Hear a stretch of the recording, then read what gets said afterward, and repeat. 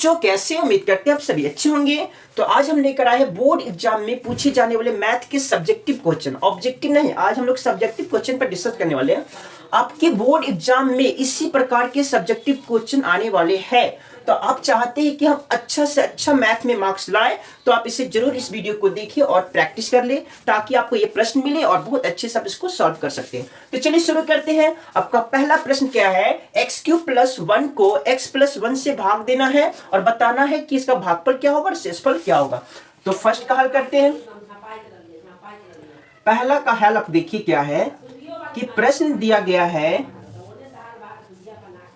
x³ + 1 को x+1 से आपको भाग देना है और आपको बताना है कि भागफल क्या होगा और शेषफल क्या होगा। तो ध्यान से देखिए, जब भी इस तरह के प्रश्न होगा तो इसको कैसे सॉल्व करते हैं, ध्यान से देखिए।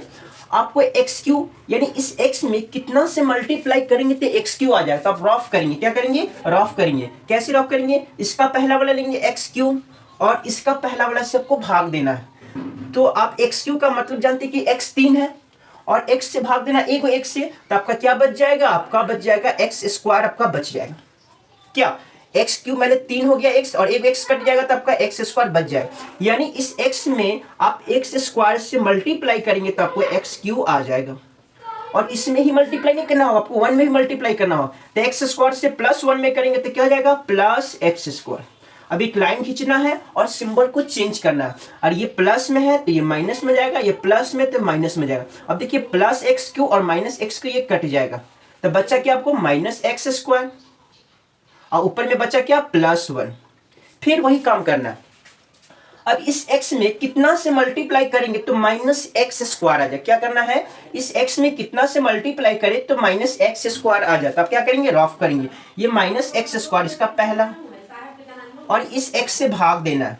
तब जानते हैं कि x² का मतलब 2x होता है और x से भाग देना, यानी x से ये स्क्वायर कट गया तो बच्चा क्या आपके पास -x बच गया।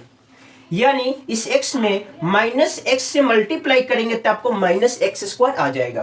तो चलिए x में -x से मल्टीप्लाई करेंगे तो -x² आ जाएगा और +1 में -x से करेंगे तो आपको हो जाएगा -x, क्योंकि प्लस में माइनस से मल्टीप्लाई करते हैं माइनस और 1 में x से मल्टीप्लाई करेंगे तो x आ जाएगा। फिर क्या करेंगे, लाइन खींचेंगे।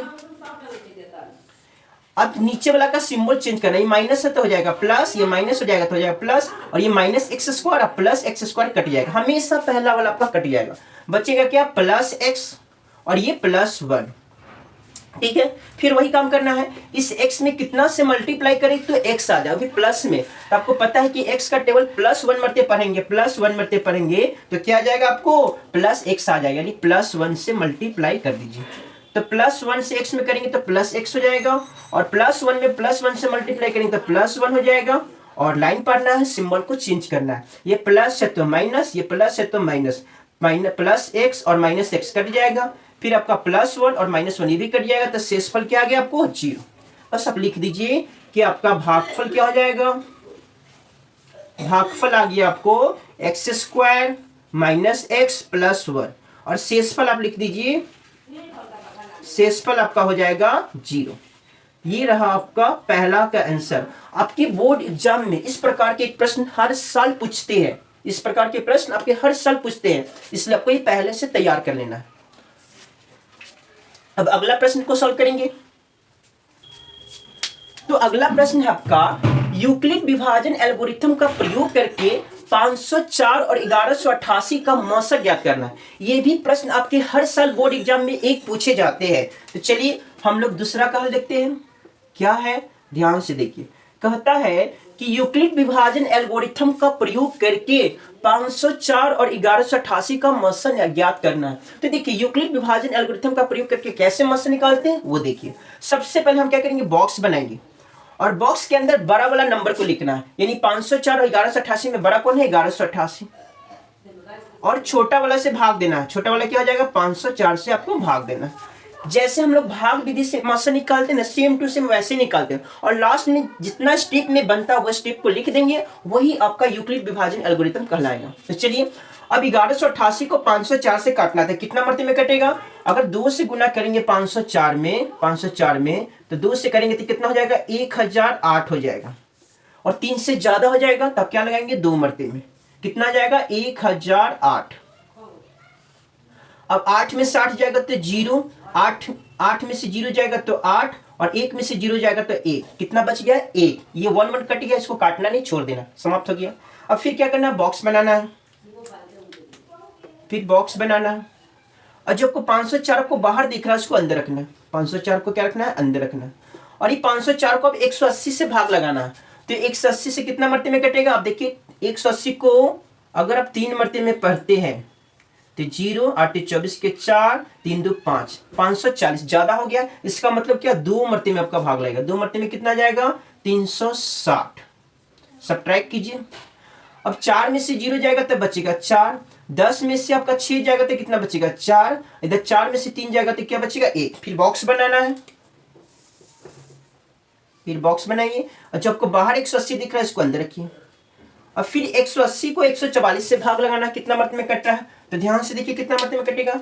2 मरते में तो हो जाएगा आपको कितना? 144 में अगर 2 से गुना करते हैं तो 4 दूना 8, 4 दूना 8, 2 288 ज्यादा हो जाएगा। इसका मतलब 1 मरते में ही भाग लेगा।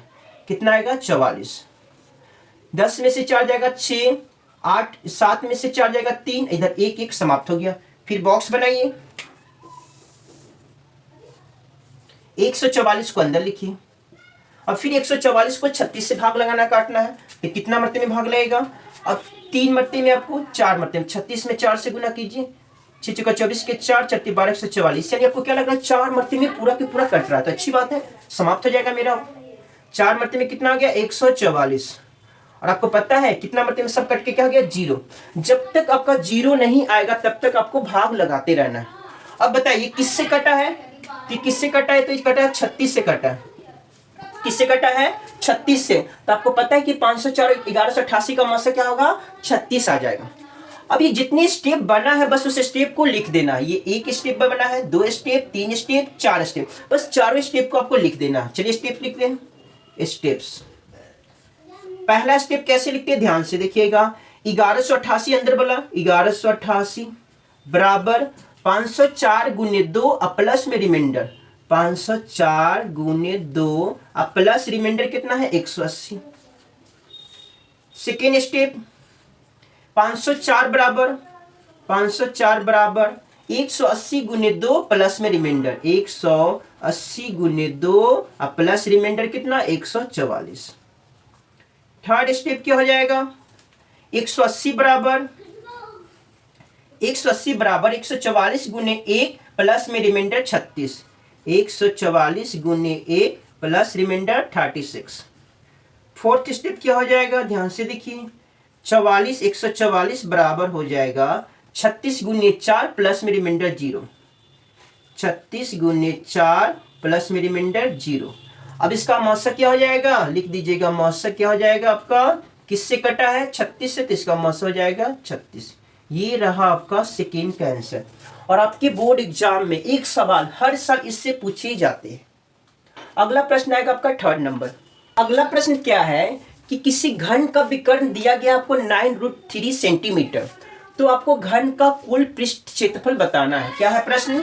3rd का हल देखिए कि आपको घन का विकर्ण दिया हुआ, विकर्ण क्या दिया हुआ है? विकर्ण आपको दिया गया है 9√3 सेंटीमीटर, और आपको घन का कुल पृष्ठ क्षेत्रफल बताना है। तो देखिए जब भी प्रश्न में आपको कुछ दिया रहेगा तो हम लोग वही चीज निकालेंगे, इससे हमें क्या? उसका भुजा निकल जाएगा, घन का भुजा निकल। तो घन का विकर्ण दिया गया है तो हम लोग भी घन का विकर्ण निकालेंगे।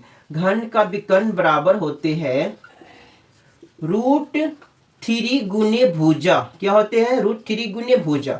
और आपके पास घन का विकर्ण क्या दिया हुआ है? 9√3, और इधर हो जाएगा √3 गुने भुजा होगा।